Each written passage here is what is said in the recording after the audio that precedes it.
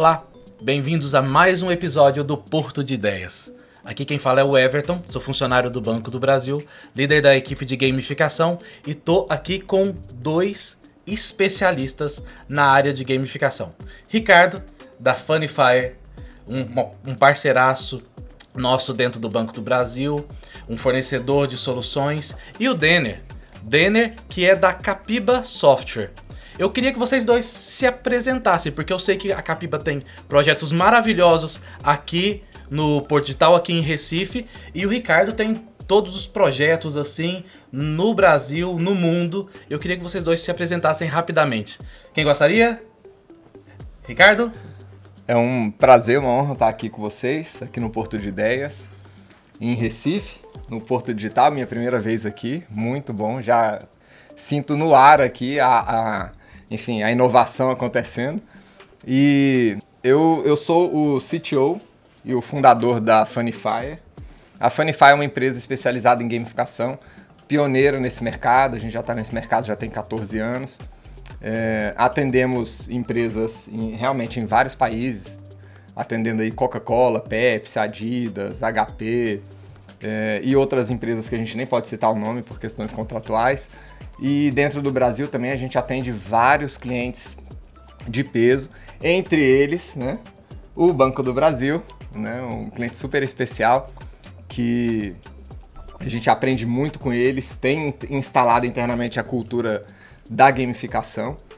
E é isso, estou aqui para compartilhar, conhecer um pouco mais sobre o dia a dia aqui em Recife, no Porto Digital, como é que é a cultura aqui local e compartilhar um pouco do conhecimento. Ronald Denner, o que é a Capyba, quem é você e como é que você está aqui neste ecossistema de Recife do Porto Digital? Antes de tudo, obrigado aqui pelo espaço, por poder compartilhar um pouquinho da nossa experiência. Sou o Ronald Denner, podem me chamar de Denner, né, aqui no podcast, e sou o CEO e cofundador da Capyba, que é uma aceleradora de produtos digitais. A gente faz design e desenvolvimento de soluções para várias verticais de mercado, aqui no Brasil, fora do Brasil também. E estamos aí há 10 anos fazendo isso, né? Construindo soluções para startups, para scale-ups, para empresas tradicionais, grandes grupos, sejam industriais ou não também. E entramos nesse mundo da gamificação também a partir de algumas demandas de mercado. A Prefeitura do Recife foi uma das precursoras aí para nos colocar nesse vetor, posso dizer dessa maneira, e a partir disso a gente vem fazendo outros projetos, inclusive para, por exemplo, o Grupo Sonai lá em Portugal junto com o César. Então, só por curiosidade, né, Capyba, o nome da empresa vem do Delta do Capibaribe. A gente sempre costuma começar apresentando a empresa dizendo que a gente não está no Vale do Silício, mas está no Delta do Capibaribe fazendo tecnologia de ponta, tão bom, melhor do que outros centros de inovação. A gente se orgulha muito de estar por aqui também e está passando um pouco desse nosso DNA transformador. Ah, perfeito. Por falar em DNA transformador, dentro da gente, dentro de cada um de nós, tem um quê de brincar, tem o quê de se divertir, tem o quê de entender, de gostar dessa cultura de jogos. Existe um livro da década de 60, 50, que já fala, que já começa da seguinte forma: o que vem primeiro? A cultura ou o brincar? E aí, de cara, o autor já vai falando o seguinte: olhem os cachorrinhos. Os cachorrinhos, eles estão ali brincando, simulando mordidas, simulando ataques, simulando emboscadas. Eles estão ali não fazendo de verdade, não fazendo emboscadas, não mordendo de verdade. Estão brincando, estão aprendendo. E aí o autor conclui: o brincar vem antes da própria cultura. E para ilustrar isso mais, a gente percebe os jogos eletrônicos, antes mesmo os jogos já de cartas, os jogos de tabuleiros, o sucesso que é isso, os jogos coletivos, já na Atenas antiga e tudo, as corridas também. O quão isso faz sucesso, o quanto as arenas faziam sucesso, negligenciar o poder do jogo da técnica de jogos para alavancar resultados para negócios, seria algo do tipo: ah, não, vou deixar a cereja do bolo de fora do bolo. Ou, não, vou deixar a picanha para fora do churrasco. Não. Seria algo meio que loucura. E é um pouquinho disso que eu quero falar com vocês. Como que nós podemos usar a gamificação no dia a dia para alavancar esses resultados, para mudar a cultura, para mudar esse tipo de... para mudar para o bem. Mas também tem um quê de perigo dessa gamificação para o mal. Vamos lá? Vamos começar aqui. Então, esse primeiro momento, eu queria perguntar para o Ronald. O que você aprendeu com aquilo que você fez na Capiba? Nesses primeiros projetos, quando a gamificação entrou, quais foram esses primeiros projetos e esses primeiros aprendizados? Quando é que a gamificação entrou na sua vida? Certo, bacana. Eu acredito, né, que quando a gente está construindo qualquer solução digital, é muito importante que a gente entenda, antes de trazer a solução, o contexto. Entender quem está usando, por que está usando, quais são os problemas, qual é o desafio que a gente está resolvendo, e a gente costuma colocar isso muito no processo. Gamificação entrou na nossa vida, né, enquanto empresa, na Capiba, com esse desafio da prefeitura. Mas eu vou dar um passo atrás. Entrou na minha vida a gamificação, eu nunca fui muito adepto de jogos eletrônicos, então eu engajava muito com coisas mais analógicas, e quando eu comecei a querer aprender outro idioma, eu comecei a entender e utilizar alguns aplicativos que utilizavam gamificação ali para melhorar esse meu processo de aprendizado. Mais recentemente deu um boom aí também, né? Se popularizou um aplicativo que engaja as pessoas a fazerem exercício físico também, né? Compartilhar o que está fazendo, ganhar ali alguns selos, alguns desafios específicos. E aí isso criou em mim, você falando de cultura, criou em mim, criou um hábito novo e gerou uma cultura que é muito positiva para a minha vida, né? Tanto quando a gente olha para aprendizado, quanto a gente olha também para a construção de hábitos saudáveis, os hábitos angulares que geram outros bons hábitos. E aí na Capiba a gente recebeu o desafio da prefeitura de engajar a população, Prefeitura do Recife, né, engajar a população na utilização do aplicativo Conecta Recife, que eles estavam criando. Ele já vem num processo muito grande, várias empresas coparticipam e colaboram nesse processo de digitalizar os serviços que a Prefeitura tem. E são vários serviços, eu acho que são mais de 600 serviços que estão disponíveis lá no aplicativo Conecta Recife, mas ainda havia um baixo engajamento da população utilizando esse aplicativo. E aí o secretário de Esportes, Gabriel Perruzzi, no tempo, tinha o desafio de querer também estimular mais as pessoas a praticarem exercício físico, né, e criar esses hábitos saudáveis. E ele entendia que isso poderia gerar uma redução de custos lá na Secretaria de Saúde. Então, existe uma academia de bairros aqui em Recife, chama Academia das Cidades, o projeto, e é uma academia que é aberta e gratuita para toda a população. Você só precisa se inscrever, os equipamentos são de qualidade, das melhores academias, e você se inscreve, você faz o check-in na academia e você vai para casa feliz. Mas de que maneira eu consigo engajar mais? Então ele percebeu primeiro que qual é o público, qual o contexto, qual é o público que gera maior demanda para o meu sistema de saúde? São as mulheres. E qual é o público que tem mais engajamento com a academia? São homens. Então ele começou a entender isso e trouxe para a gente esse desafio. E a gente observou aí uma oportunidade de criar uma camada de gamificação no aplicativo. É um super app, então tem várias soluções ali engajadas, e a gente orquestrou numa camada de gamificação e engajamento das soluções. Então a gente começou a criar quizzes para que a população respondesse perguntas sobre saúde, sobre hábitos saudáveis. A gente começou a estimular que as pessoas compartilhassem esse conhecimento com outras pessoas. A gente gerou, claro, selos, né, insígnias, badges, que todo mundo quer ali mostrar que tem uma estrelinha, que malhou no Dia das Mães, que participou do desafio do Dia Mundial da Saúde.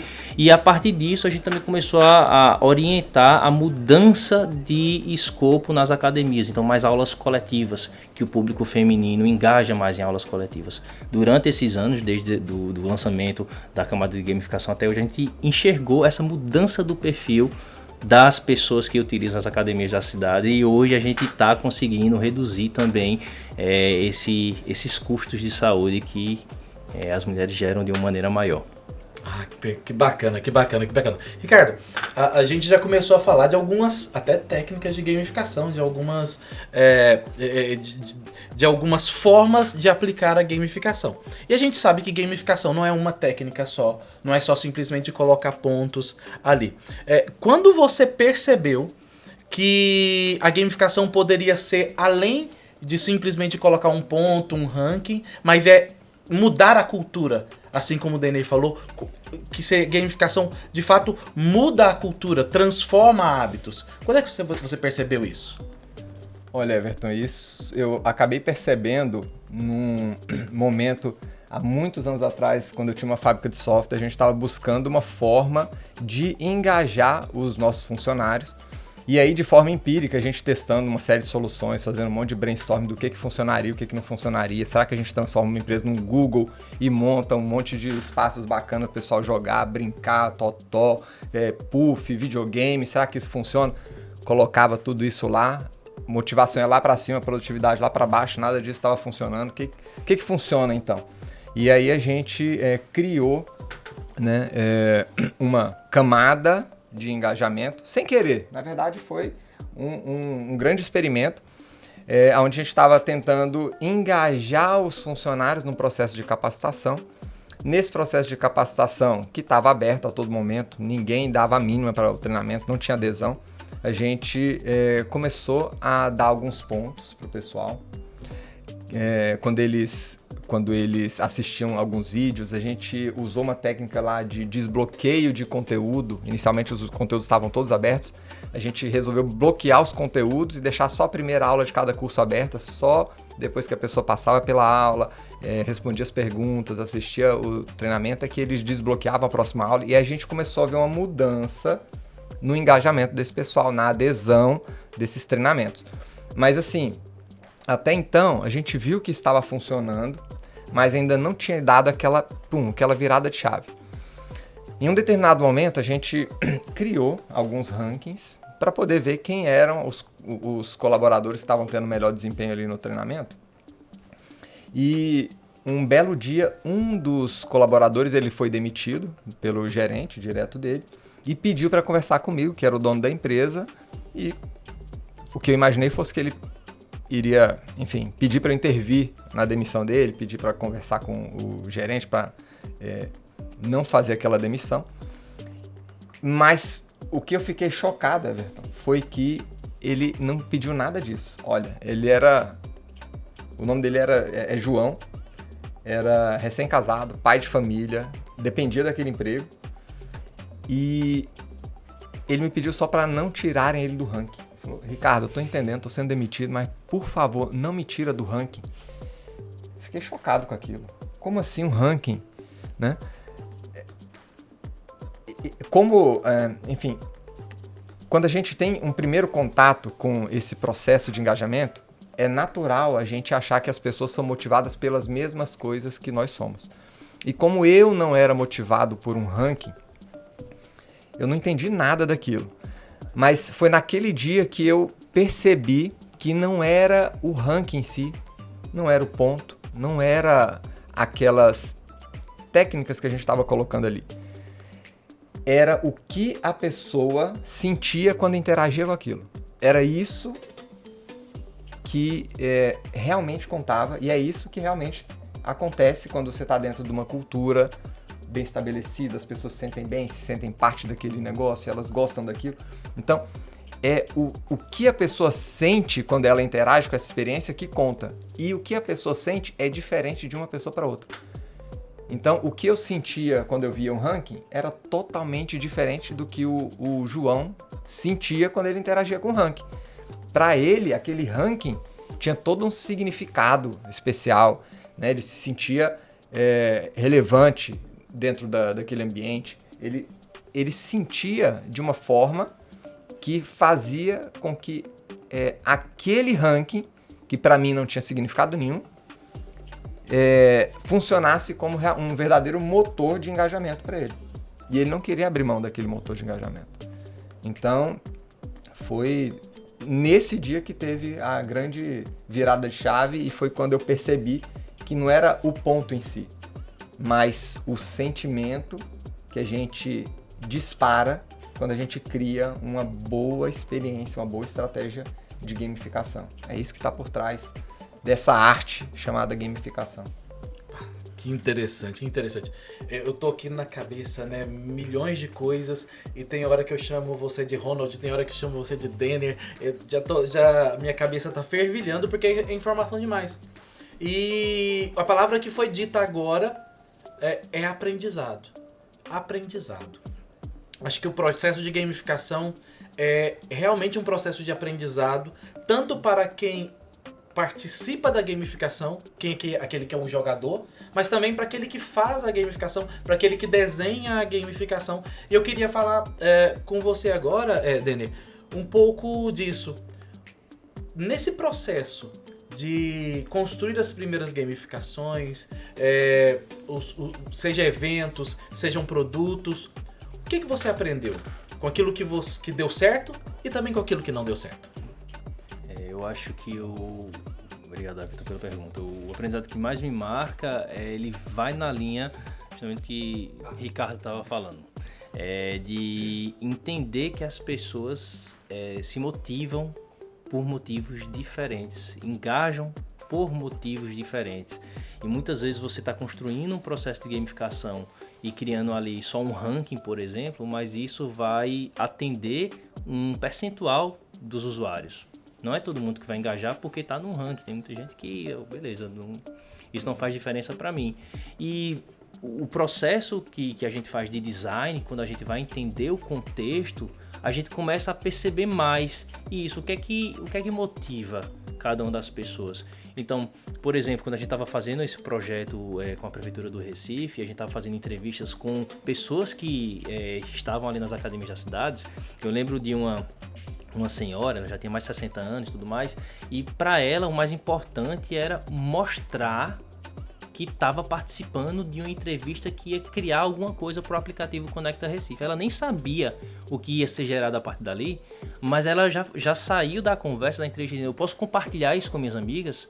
Porque eu sou muito amostrada, como a gente chama aqui em Recife. Eu quero falar que eu vou contribuir com esse jogo de alguma maneira.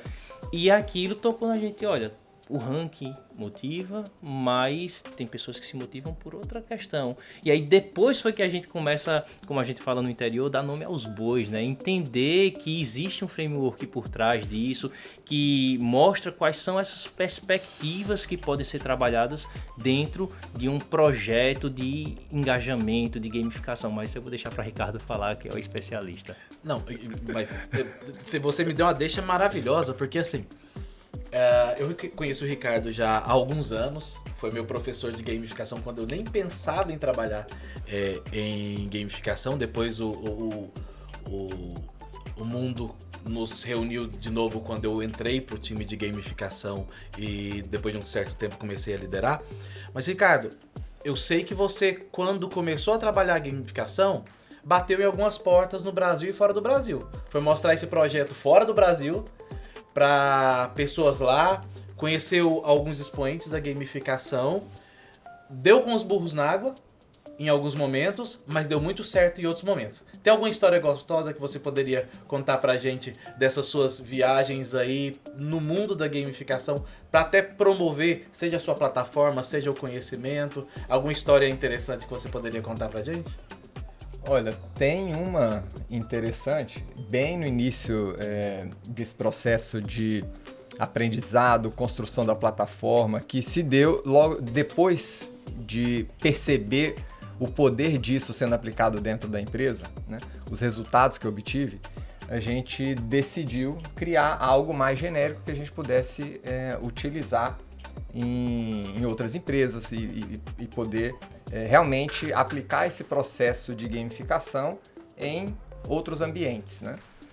De forma mais flexível. E aqui no Brasil, Everton, a gente tem uma peculiaridade. O brasileiro gosta de coisas extremamente customizadas. Olha, será que você não pode fazer desse jeitinho aqui? Poxa, eu tenho uma regra toda especial aqui na empresa. Lá no Banco do Brasil a gente vê muito isso, né? Poxa, não é um produto de prateleira, dificilmente atende aqui, porque a gente tem o nosso jeito, a gente tem as nossas regras, a gente tem que integrar aqui com um sistema que a gente fez internamente. Então, assim, dentro desse cenário, a gente acabou aprendendo a construir softwares que tivesse essa possibilidade, né, e flexibilidade para atender novos cenários, né, que eram apresentados ali quando você tinha um primeiro contato com o cliente, por exemplo. E aí a gente, com essa experiência, com essa bagagem, a gente acabou construindo uma primeira versão, né, da plataforma Funify. E eu fui lá nos Estados Unidos, no primeiro G-Summit, que era um evento de gamificação, Gamification Summit, para apresentar minha plataforma para algumas pessoas. E lá eu acabei conhecendo o trabalho do Yu-Kai Chao. Conheci ali a Jane McGonigal, também uma expoente no setor. Conheci o professor lá da... Enfim, várias pessoas. Então eu encontrei o Yu-Kai, ele estava com um stand ali, me apresentei e falou: olha, Yu-Kai, vim aqui do Brasil, sou o Ricardo, que marcou para apresentar a plataforma para você. Deixa eu ser direto aqui, eu vim para poder... com a intenção de fazer uma parceria com você. E aí ele logo falou: olha, não sou parceiro de ninguém, eu sou um profissional isento, mas vou avaliar aqui a sua plataforma. Ah, tudo bem. Falei: olha, deixa eu usar uma outra estratégia para mostrar para ele, enfim, o que a gente anda fazendo de legal. Falei: olha, eu acho que eu entendi a sua metodologia, que eu acho muito interessante, na verdade, o Thales. Eu acho que eu consigo automatizar esse processo, essa metodologia de gamificação que você tem. Aí ele: vai. Agora você chamou a minha atenção, me fala mais, né?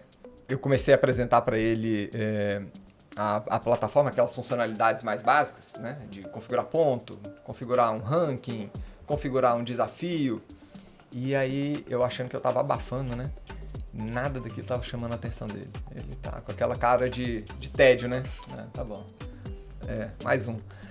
E aí eu comentei com ele: olha, inclusive, qualquer tipo de experiência que você queira configurar, a gente consegue adaptar a plataforma para isso. Aí ele: uai, então você consegue configurar uma experiência assim, assim, assado? E aí, como programador bem habilidoso que sou e tinha construído a plataforma inteira, na mesma hora eu comecei a configurar a plataforma, escrevi alguns pequenos códigos e em pouquíssimos minutos, mostrei a experiência rodando para ele. Ele: uai, isso aqui é interessante, hein? Aí ele descreveu uma outra mecânica. E aí eu olhei aquilo: cara, eu nunca tinha pensado numa mecânica dessa, mas dá para fazer também. Aí eu configurei ali rapidinho, alguns poucos minutos. Ele olhou aquilo lá de novo, fez mais 2, 3 pedidos. E aí ele parou: Ricardo, eu acho que eu tô na frente da primeira plataforma de gamificação. Aí eu: mas como assim? Agora eu que tô curioso, não tô entendendo nada. Porque naquele momento tinha 2 empresas também de plataformas de gamificação que estavam apresentando lá. E aí eu falei: aqui tem essas 2 empresas, elas também são plataformas de gamificação. Ele: não, Ricardo, essas 2 empresas são empresas de PBL. Elas só entregam ponto, medalha e ranking. E é isso, caixinha fechada. Se elas te atenderem desse jeito, bem. Se não atender, esquece. Eles não se adaptam à sua necessidade. Você que tem que se adaptar a essa caixinha preta que você está comprando. E essa sua plataforma, ela dá a flexibilidade que a gente espera de projetos de gamificação que realmente vão engajar no longo prazo. E aí ele me explicou que existia um gap gigantesco, um verdadeiro abismo, entre os fornecedores de tecnologia que estavam se apresentando e os consultores de gamificação de alto nível, que pensavam em estratégias muito mais elaboradas que aquelas caixinhas pretas eram capazes de entregar. E aí foi nesse momento que eu vi o tanto que essa nossa cultura brasileira, que exige uma adaptabilidade muito grande, e a gente não está 100% trancado em alguns processos, é valiosa no ambiente da gamificação. Porque o ambiente da gamificação, ele é muito fluido. Para a maioria das pessoas, quando a gente fala de gamificação, e o pessoal pergunta: tá, mas o que você faz? Ah, eu fabrico engajamento. Meu amigo, dá um nó na cabeça da pessoa. Como assim engajamento? Engajamento, para a maioria das pessoas, é fumaça. Não consigo ver o engajamento, eu consigo ver uma mesa. Eu consigo ver um formulário de cadastro de registro, enfim, de cadastro de funcionário, de cliente. Mas engajamento, que negócio é esse?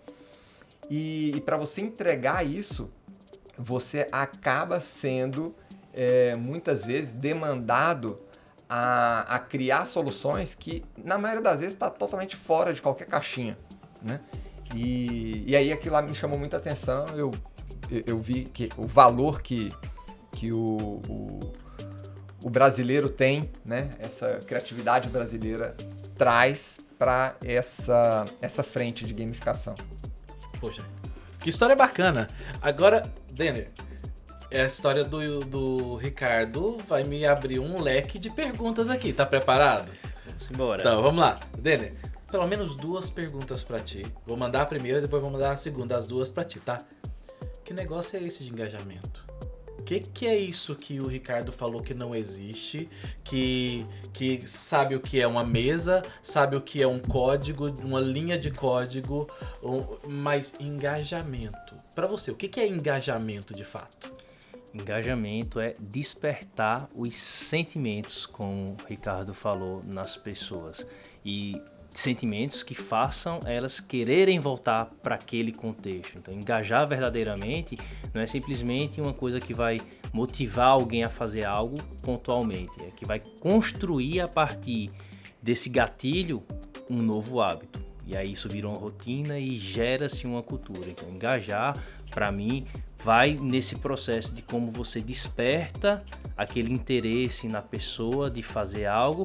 E eu não estou fazendo algo só por fazer, eu estou fazendo algo porque eu me sinto bem fazendo isso, seja compartilhando, seja me vendo ali em primeiro no ranking, seja trocando essa minha moeda digital por uma premiação porque sou mais motivado a isso, seja, enfim, tem várias coisas que motivam, e coisas boas e coisas ruins também, né? Então tem alguns outros gatilhos que são gerados que não necessariamente são sempre positivos, mas o engajamento, para mim, é isso. É algo que desperta em você uma vontade de querer voltar a fazer aquele comportamento, querer voltar a usar uma aplicação, querer voltar a ir para fazer um exercício físico, querer voltar a jogar um jogo ou a ir para um aplicativo de aprendizado de idioma.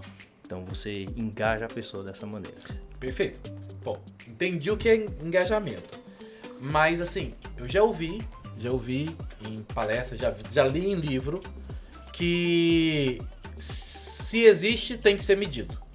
Se eu não consigo medir, logo não existe. Medir o engajamento significa perceber o que tá dando certo, o que não tá dando certo para aquela pessoa e quais as consequências disso. Você aprendeu com alguma coisa que deu errado? Teve alguma coisa que nessa sua história era por aqui, mas eu pensei que era, mas não era, tive que fazer uma mudança de caminho? Teve alguma coisa que deu errado que você aprendeu? Eu acho que várias coisas durante a nossa vida dão errado, né? Olhando para engajamento, essa jornada empreendedora, quanto mais tempo você tem nela, mas você tem aprendizados que são gerados muitas vezes de erros, né? De como você comenta. E durante o crescimento da empresa, eu senti uma certa necessidade de engajar mais os nossos colaboradores também a respeito da cultura, né? Principalmente pós-pandemia, a presença no escritório, que eu particularmente considero muito rico, porque há uma troca, há o olho no olho, a conversa no bastidor é muito importante, e a gente quis tentar engajar os colaboradores a frequentarem o escritório. Mas a motivação, eu não tinha feito ainda esse projeto de gamificação, não conhecia o framework do Octalysis, por exemplo. Então a gente foi muito nessa linha do PBL, né? De tentar criar um ranking, tentar criar alguns gatilhos específicos para aumentar esse engajamento. E isso deu super errado. Principalmente quando você começa a olhar para gerações, né? A geração mais recente, mais jovem, ela não quer ir presencial para o escritório. Poucas pessoas que eu conheço dessa geração mais nova têm essa vontade de ir fisicamente. E preferem estar trabalhando no conforto de casa, se sentem mais produtivo, estar num ambiente mais acolhedor e tudo mais. E forçar as pessoas a engajarem naquilo que te engaja, eu acho que foi um dos erros que eu cometi aí nessa minha jornada empreendedora, que me gerou também aprendizado de respeitar e entender o contexto das pessoas, as vontades e principalmente depois de conhecer o framework, o que é que engaja cada uma dessas pessoas. E aí é da onde vem o que você falou de dados, de mensuração, como é que eu consigo entender o que é que engaja mais algo dentro de um contexto ou não. Então, olhando para um aplicativo, por exemplo, que tem gamificação, a gente precisa dos números. A gente precisa entender quantas pessoas estão utilizando, não só quantos cadastros eu tenho, mas quantas pessoas estão utilizando, são usuários assíduos ali daquela aplicação. Quantas pessoas estão trocando as moedas por premiações. Então, esses números aqui vão dizendo para a gente o que é que o nosso público mais anseia. E a partir disso a gente pode criar gatilhos para alavancar essas funcionalidades ou até também tentar criar outras estratégias dentro de coisas que não estão funcionando. Então eu dei um exemplo aqui, mas a gente pode passar um tempo conversando sobre o que deu errado. Oh, e aí, Ricardo? Teve alguma coisa que deu errado nessa jornada? Em algum projeto assim que você pensou que era por ali e descobriu que por ali... Acho que essa palavra já foi dada, vai dar com um dos burros na água? Teve um projeto, esse foi muito curioso. Nós fomos convidados a fazer uma gamificação para engajar um grupo de líderes em um programa de capacitação em uma grande seguradora. Eram 200 e poucos líderes, novamente, não estava tendo adesão no programa de treinamento. E o RH, ele... Enfim, já tinha tentado de tudo, tinha feito evento de lançamento do programa de capacitação, tinha feito conteúdos maravilhosos, contratado um monte de gente para fazer um material super top, e os líderes sempre estavam dando desculpa, olha, não tô com tempo, tenho outras coisas para fazer, não dá, isso e aquilo. E aí eles chamaram a gente para poder montar essa gamificação, para engajar eles com o objetivo deles interagirem 6 vezes por semana nesse programa de capacitação. Então, o que aconteceu? Nós montamos uma gamificação. Essa gamificação, logo na primeira semana, ela atingiu o objetivo de fazer os líderes interagirem 6 vezes por semana com o programa de capacitação. Só que isso continuou aumentando. No final de 2 meses, Everton, a gente estava com uma média de 2.500 interações por semana. Os líderes começaram a colocar, por exemplo, a esposa para poder interagir, os filhos, sobrinho, ali no programa de capacitação. O pessoal ficou louco com aquilo. E qual que foi o problema gerado? Né? O excesso de engajamento que a gente conseguiu gerar aplicando a gamificação no programa de capacitação fez com que esses líderes tirassem a atenção, o foco do que não estava gamificado, para focar naquilo que estava gamificado. E eles começaram a deixar de lado as atividades fins deles. Ali tinha líder da área de vendas, ele parou de vender para ficar na capacitação. Tinha líder na área de comunicação, marketing parou de fazer as campanhas para ficar na capacitação. Líder na área de suporte, líder na área de cobrança, líder em várias áreas. Então, quando a gente começou a conversar com esse cliente, a gente orientou eles a incluírem no programa de capacitação essas metas de negócios também. Mas como eles não tinham experiência com gamificação, na maioria das vezes esses clientes eles estão acostumados, na verdade, a trabalhar com falta de engajamento, eles não sabem o que é um excesso de engajamento, né? E aí fomos voto vencido. Eles realmente bateram o pé e falaram, não, vamos colocar só mesmo como objetivo da gamificação, engajar no programa de capacitação. E aí, isso acabou virando um problema. E foi a primeira vez que uma empresa que tinha contratado a gente para engajar os funcionários, contratou a gente de novo depois para desengajar, né? E a gamificação foi uma gamificação super simples. Teve uma das coisas que eu acho até interessante desse case, é que com muita frequência os clientes eles buscam a gamificação para criar uma experiência de engajamento que seja sustentável ao longo prazo. Ao invés de você recorrer aos modelos padrões, onde você compra o engajamento, botando uma grana para pagar em prêmio e tal, várias dessas empresas querem utilizar recursos que exploram mais o lado da psicologia, da neurociência, recursos mais criativos que estão presentes dentro do processo de gamificação, exatamente para você não precisar pagar por esse engajamento, né? Gastar muito dinheiro com engajamento e eles conseguirem manter isso por muito tempo. Então, era um requisito desse programa de gamificação que a gente não usasse recompensas financeiras. E aí a gente trouxe um pouco da temática brasileira, a gente gosta muito de futebol. O que a gente fez? A gente fez uma gamificação onde nós reunimos esses líderes em times.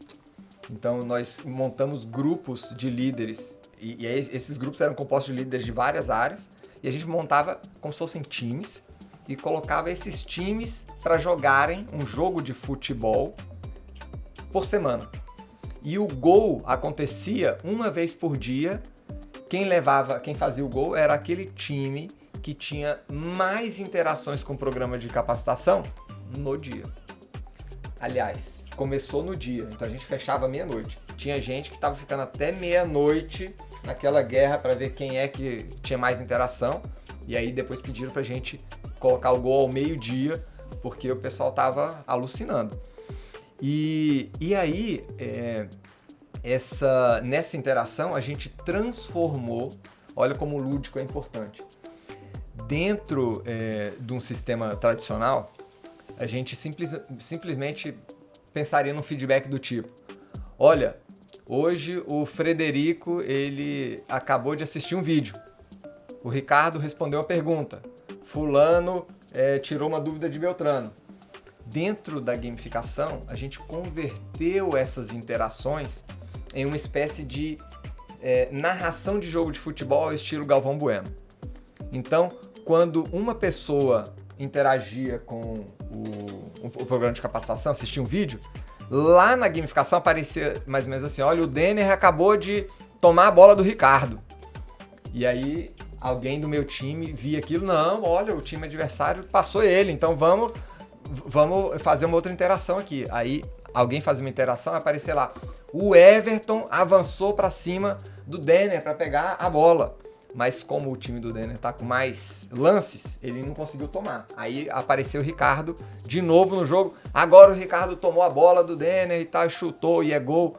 Então, essa dinâmica, traduzindo as coisas chatas do dia a dia, essas interações chatas, de forma lúdica e criando essa experiência de competição ali, transformou o engajamento de tal forma que eles precisaram dar um shutdown ou pelo menos reduzir, na verdade, recalibrar a dinâmica para continuar avançando. Então, esse foi um momento onde eu percebi que quando você vai montar um programa de gamificação, se você faz uma boa modelagem, isso é uma bazuca de engajamento. Então, é bom que você mire essa bazuca de engajamento na direção certa. Porque se você apontar para o seu pé, vai ser um tiro no seu pé. Agora, se você apontar para os objetivos realmente importantes para o seu negócio, o resultado disso é tremendo. Um pequeno aumento no nível de engajamento pode representar um resultado que nem os executivos jamais sonhavam que conseguiria. Quem tá ouvindo a gente, quem tá vendo esse podcast, que talvez nunca lidou com gamificação, pode estar com o pé atrás. Será que é tudo isso mesmo? Às vezes alguém que vê e fala: cara, eu quero entrar neste mundo. A gente falou aqui de aspectos tão ricos que eu queria meio que, pelo menos, trabalhar um aspecto que talvez ficou de fora, que é o seguinte. Quando a gente entra para um jogo, quando a gente entra para, na verdade, nem necessariamente para um jogo, para um trabalho, para alguma coisa na vida, para um casamento, para qualquer coisa na vida, tem aquilo que pode e tem aquilo que não pode. Se você entra para um jogo, estamos aqui jogando um jogo de tabuleiro. O jogo é tão legal quanto nós estivemos nas regras. Se um de nós sai e começa a agir fora das regras, todo jogo fica chato. Todo jogo fica ruim. Perde a graça. Então existem as regras, o que pode e o que não pode. E até isso precisa ser modelado. Se eu entro para o jogo de futebol sabendo que meu adversário vai jogar do jeito correto, legal.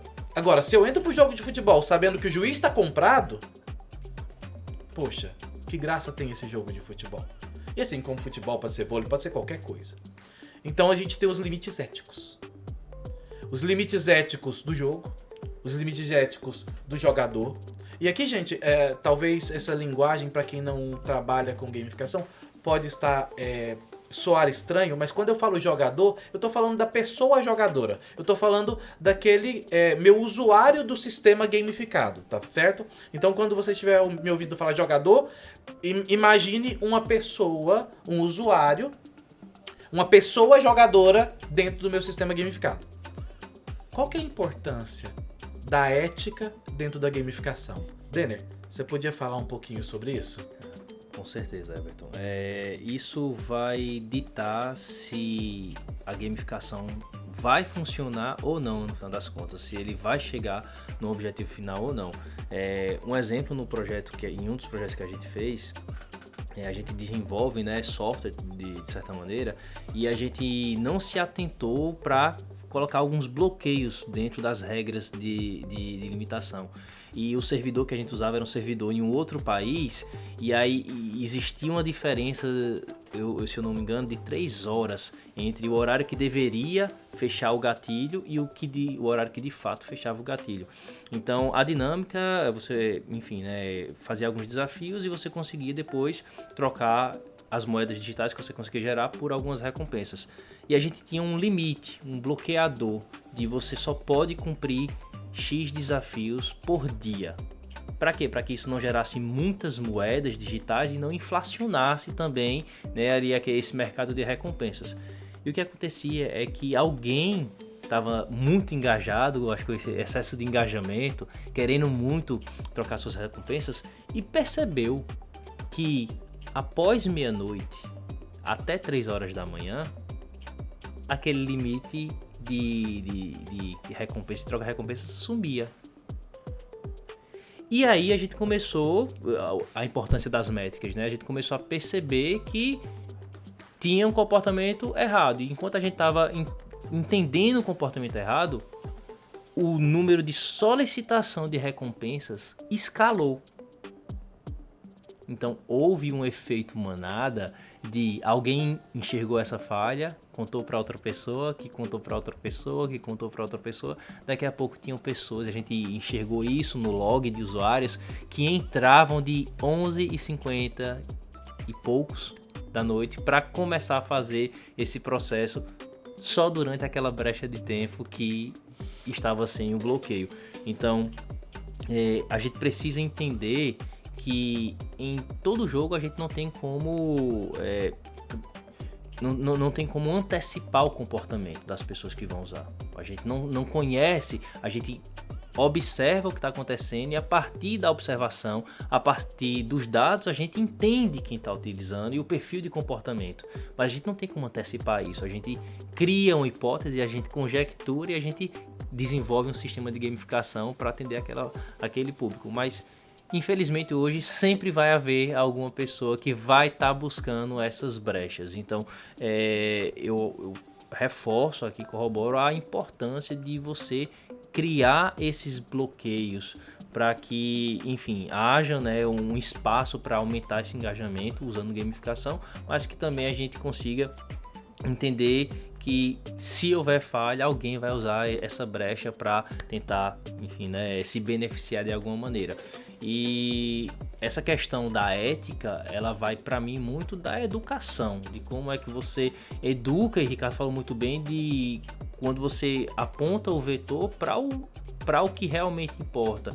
Então, as pessoas estão ali naquele contexto de gamificação só para receber um prêmio, só para estar em primeiro em ranking, ou tem algo por trás que vai ser bom de fato para aquela pessoa? O meu exemplo pessoal, que eu falo de engajar nesse aplicativo de esportes, eu criei um hábito que eu não tinha. Então hoje eu preciso praticar esportes, mas é para me sentir bem, e a partir desse sentimento eu tá melhor no dia, tá mais disposto, dormir melhor, tá mais presente no meu trabalho, tá mais presente com a minha família. Então eu entendi que o objetivo não é estar ali, talvez na primeira colocação do ranking, é me exercitar, porque isso gera várias boas coisas para mim.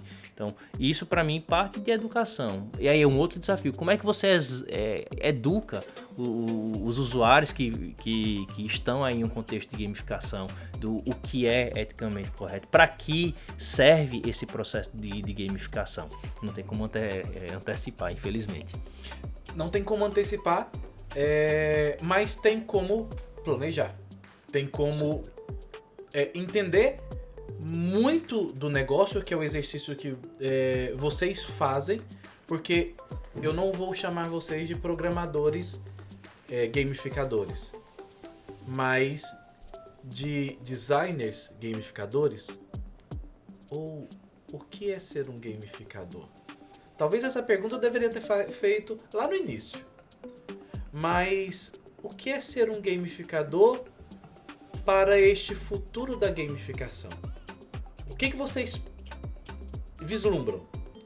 Bom, ok, já entendi que há uma história da gamificação, já entendi que as técnicas de jogos podem mudar o negócio para positivo ou para negativo, já entendi que existem frameworks como o Octalysis, como até existem outros, e autores que podem me ajudar.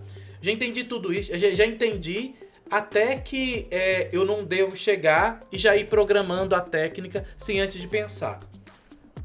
Tá, mas quem é esse gamificador que para este novo mundo de hoje em diante precisa agir para mudar a cultura, para mudar a sua realidade, para mudar a sociedade?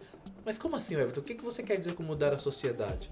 Acredito que estamos aqui para muito mais do que ganhar dinheiro. Estamos aqui também para fazer o bem, para deixar a nossa marca. O que é esse gamificador? E como ele pode fazer para, de fato, mudar a realidade para fazer diferença?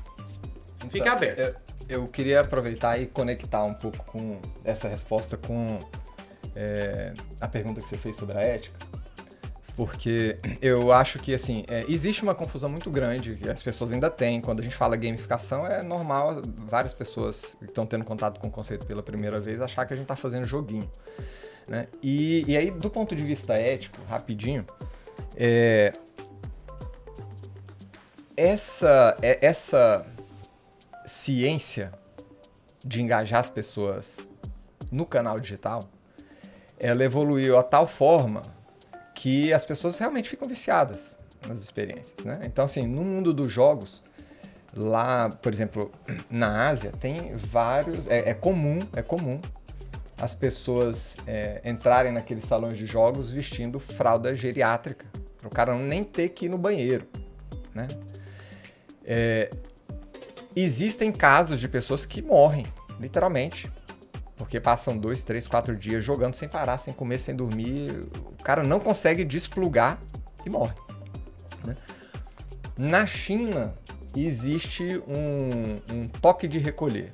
Assim, dependendo da idade da pessoa, os sistemas de internet e tal, eles são obrigados e os jogos também, a definir um tempo limite de jogo, né? Dependendo da idade, a pessoa nem pode jogar, se for muito nova. E quando adolescente, tem ali, olha, você pode jogar até 8 horas da noite. Depois disso, bloqueia. Porque a pessoa perde a mão. Assim, ela não mesmo ela tendo o livre-arbítrio de escolher ou não jogar, ela não consegue parar de jogar. E o que acontece? Eu gosto muito da indústria dos jogos, eles ensinam muito a gente. Mas a indústria dos jogos, ela se vinculou muito ao entretenimento. Então, é muito comum, quando a gente começa a falar de gamificação, e as pessoas associam isso aos jogos, acharem que a gente está fazendo um trabalho de dispersão da atenção dos funcionários, dos colaboradores e tal. A mesma coisa para a nossa vida no dia a dia, né? Então, quando você vê a pessoa interagindo com uma experiência, com Duolingo, aí começa a ter aqueles barulhinhos, plim, plim, plim, e aí um monte de... tem a corujinha lá pulando e tal. A pessoa que não conhece que aplicativo é aquele, acha que você está desperdiçando seu tempo. Então, é assim que os pais acabam interpretando, né, a atitude do filho de estar grudado num jogo como um grande desperdício de tempo. E aquele jovem, muitas vezes, tanto os pais ficam chateados com aquilo, frustrados com aquilo, né?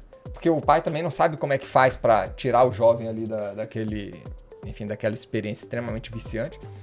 E o jovem também fica frustrado, porque ele tá querendo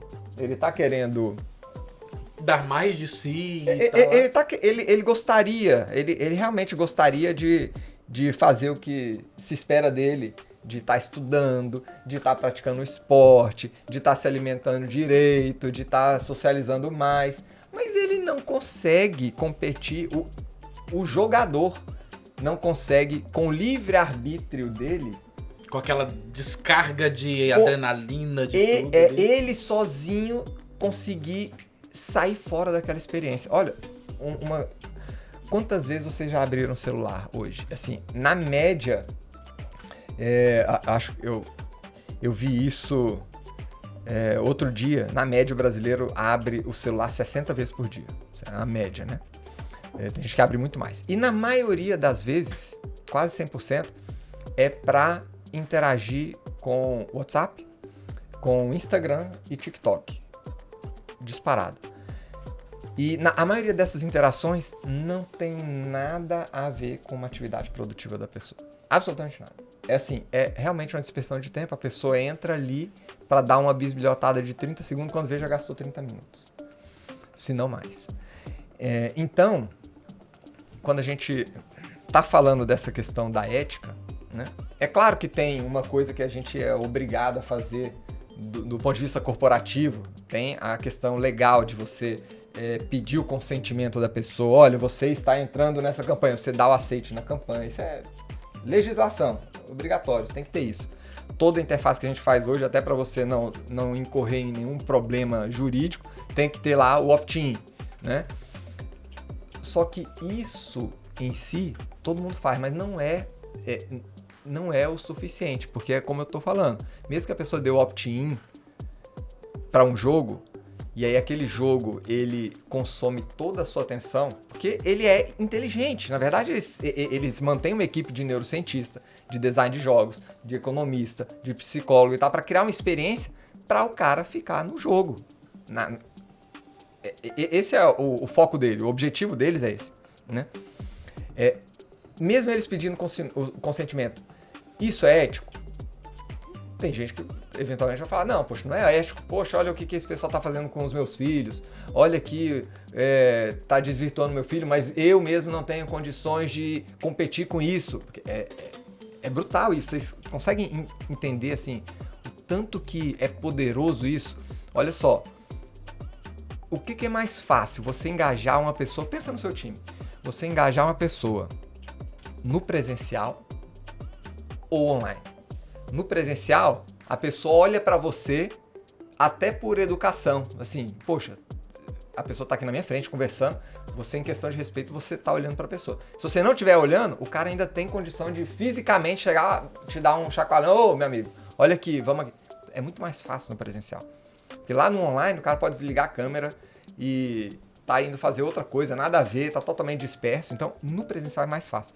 Mas mesmo assim, tem um pessoal que a gente nunca viu na vida, lá, enfim, em algum outro país, desenvolvendo uma experiência no digital que consegue captar a atenção do colaborador mais do que a própria empresa. A empresa está pagando o salário lá. Imagina, uma pessoa lá no Banco do Brasil está sendo pago pelo banco para poder dar a atenção dele para o banco, e bem pago, e ele está muitas vezes dando mais atenção para um TikTok e um Instagram, que não está pagando absolutamente nada para ele.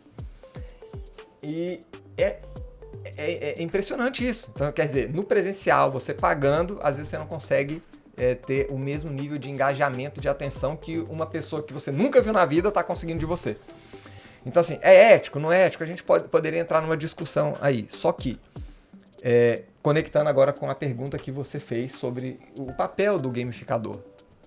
Uma das coisas que eu acho lindas da gamificação é que ela, na concepção, ela é um processo para engajar as pessoas a fazer alguma coisa fora do mundo dos jogos. Então, você vai ver vários conceitos falando de gamificação, dando essa ressalva. Olha, você está criando uma experiência que vai inspirar, que vai motivar, que vai deixar a pessoa feliz e tal. Da mesma forma que a pessoa tem isso no mundo dos jogos, mas para direcionar ela para algo produtivo. Então, isso eu acho... Num contexto relevante. Num contexto relevante para ela, para a empresa dela, para a família dela. Então, se você aplicar isso na escola, você vai ter pessoas tendo o prazer de estudar. Na medida que elas avançam no jogo dentro da empresa, por exemplo, imagina, você gamificou uma empresa. Na medida que eu avanço nesse jogo da empresa, que é a gamificação, eu estou, na verdade, avançando de verdade profissionalmente. Eu estou ganhando promoções de verdade na minha empresa. Eu estou aumentando a minha receita de verdade. Eu estou impactando positivamente a minha família de verdade. Não é a minha família virtual. Porque, por exemplo, também tem casos, pelo menos um caso que eu lembro, de um casal viciado em jogo, num universo digital, onde eles, enfim, o rapaz tinha um avatar, a esposa tinha um avatar, nesse universo virtual eles tinham um filho, que eles tinham que cuidar e tal, e esse casal teve um filho de verdade, na vida real, e se embrearam nesse jogo de tal forma que eles perderam a noção do tempo, e quando foram ver, quando saíram do jogo, eles estavam cuidando do bebê virtual deles dentro do jogo, quando eles saíram do jogo, o bebê real tinha morrido. Esqueceram de cuidar do filho. Então, assim, essa experiência, quando você aplica isso para te ajudar a ter o incentivo, o engajamento, a motivação, o direcionamento, né, na vida real, para trazer resultado na vida real, cara, isso é muito poderoso. E o gamificador digital, ele tá aí como profissional para empoderar as empresas com ferramental para competir em pé de igualdade com essas empresas que estão fazendo o trabalho delas, mas captando a atenção do seu colaborador, do seu cliente. Então, o gamificador digital, ele tem um papel tremendo nesse momento que a gente tem hoje, onde os jovens, né, se acostumaram a trabalhar muito no virtual, no online, a ter relacionamento com as pessoas muito no virtual, no digital. E se antes era difícil de você engajar esse pessoal, quando você ainda tinha contato físico com essa galera, imagina agora, se você não tiver um profissional, um gamificador digital, que manja realmente de neurociência, de psicologia, dessas tecnologias, dessa análise de dados, de toda essa parte de design de jogos, que esses aplicativos,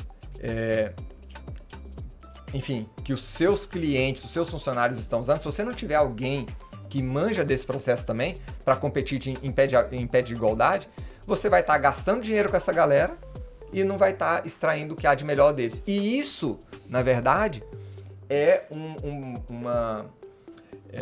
uma questão que eu acho que não é só uma questão de você olhar o efeito positivo para a empresa em si, de você conseguir a atenção do pessoal. Mas é até um senso de responsabilidade social de você conseguir guiar, e isso é uma das coisas que os colaboradores esperam muito dos líderes.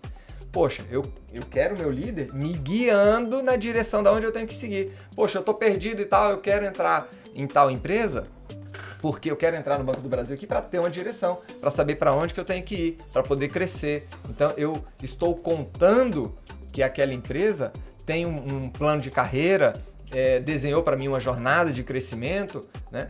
E sabe como me conduzir nesse processo. As pessoas querem isso. Só que as empresas que não têm esse ferramental, não têm esse profissional, elas muitas vezes estão ainda trabalhando com aquele modelo analógico de vários anos atrás e não sabem como manter as pessoas nessa direção. E a gamificação, nesse caso, pode muito, muito, muito ajudar isso. A gamificação é tremenda, cara. Tremenda. Mas, assim... Você eu tô aqui até pensando, Denner, porque o Ricardo ele fez uma explanação ampla, trazendo toda uma linha de potencial, mas a gente voltando lá no início do nosso podcast, com a questão também geracional. Poxa, como é que é esse gamificador do futuro? Você pode explanar outras questões também, mas como é que é esse gamificador do futuro que não tem só que lidar com uma geração que já foi criada no mundo digital, mas também com a geração que, como você próprio disse, que se engajou nos projetos onde você liderou, que talvez não seja tão ligada assim ao digital. O que esse gamificador do futuro é? Eu acho que, antes de tudo, assim como o Ricardo estava puxando, ele tem que ser um responsável social, tem que olhar com muita responsabilidade do impacto que pode gerar no contexto que está gamificando. De fato, Ricardo, parece que a indústria do entretenimento perdeu a mão em muitos contextos sobre essa responsabilidade social que você falou, que é muito importante, de fato, e esse adendo de ter uma pessoa que gamifique, que traga esse lúdico, mas para o que realmente importa, é de fato assim, um divisor de águas. Então, eu diria que o gamificador, não só do futuro, mas do presente e do futuro, ele primeiro tem que ser uma pessoa que vai desconstruir, certo? As verdades que a gente tem hoje na vida como essa, de que eu estou gamificando um processo corporativo, eu estou gerando dispersão nos meus colaboradores, eu estou perdendo tempo. Então, há um processo de desconstrução aí, de mostrar como realmente a gamificação pode trazer resultados para uma organização. Por exemplo, eu não vou engajar, né, nas líderes, sei lá, no comentário, eu vou engajar pelo OKR, pelos objetivos da empresa, que são realmente ali importantes. E vai ter também um papel não só dessa desconstrução, mas de reconstruir os propósitos do que a gente enxerga hoje. Isso que você falou do hábito, né? A gente fala de hábito para falar como eufemismo. É o vício mesmo que a gente tem com rede social. E eu tenho um filho de 3 anos agora, minha esposa é pediatra, e eu já ficava preocupado na educação de...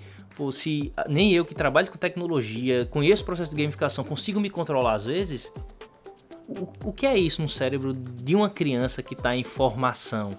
Então a literatura fala que até 2 anos é zero tempo de tela para qualquer coisa. E aí eu me percebi que a gente engajou e meu filho ele evoluiu muito em vários aspectos, fala, enfim, né, a parte motora, porque ele ficou sem tela durante esse tempo. Mas muitas vezes a gente ficava na tela, ele via a gente na tela, ele pegava um brinquedo e simulava a tela. Até que momento ele consegue ficar sem telas? E agora ele já entende que tem um celular, já pega ali às vezes um jornal que você acha que é meme, não, mas ele pega um jornal e ele quer mexer, que acha que tudo é touch. Então, eu acho que ainda um espectro aí para que a gente conheça dessas novas gerações que estão vindo. Para mim, hoje já é um desafio entender e lidar com a geração mais nova, porque pensa diferente da minha, por exemplo, e imagina das próximas gerações que vierem. Então, o gamificador do futuro, voltando para a pergunta, ele tem que ser um educador. Eu acho que parte disso também. E é um educador, não no sentido literal da palavra. No sentido literal também, mas não um educador de formação, mas um educador no sentido que ele vai ter que ressignificar, vai ter que educar as empresas, vai ter que educar as pessoas, vai ter que entender o que realmente importa e o que não importa e ser esse direcionador de objetivos. Eu acho que é muito desafiante. Poxa, que bacana. Existem gamificações mais leves, mais fáceis, existem gamificações mais difíceis, existem jogos mais fáceis, jogos mais difíceis. Eu acho que o jogo mais difícil daqui é do pessoal do nosso backstage, que vai ter que editar tudo aquilo que a gente falou, porque a gente falou coisa pra caramba, a gente falou um conteúdo extremamente denso neste período que tivemos aqui e que agora caminha pro final. Não é isso, pessoal do backstage? É isso? Precisamos finalizar? Então tá bom. Estão dando joinha aqui, falando que a gente tem que finalizar. Pra finalizar, eu acho que é o último recado. Como é que as pessoas podem encontrar vocês? Como é que as pessoas podem achar nas redes sociais? Como é que vocês acreditam que podem ajudar esse pessoal com conteúdo que agora ouviu e que quer saber um pouquinho mais? Quer começar por você? Vai lá, Denner. Para encontrar a Capiba nas redes sociais, Capiba Software, certo? Estamos no Instagram, estamos no LinkedIn, estamos no YouTube também. Quem quiser me procurar também, tá lá Denner, de Ronald Denner também. Site, enfim, LinkedIn pode falar comigo que a gente consegue trocar uma ideia a respeito dos seus anseios, quais são as demandas que vocês têm, o que é que vocês imaginam que pode ser gamificado, que pode não ser gamificado, se já tem uma ideia, se já tem uma metodologia por trás e quer dar vida a essa metodologia. Acho que a gente tem aí todas as ferramentas para construir esse produto. Perfeito. Maravilha. Ricardo? Maravilha.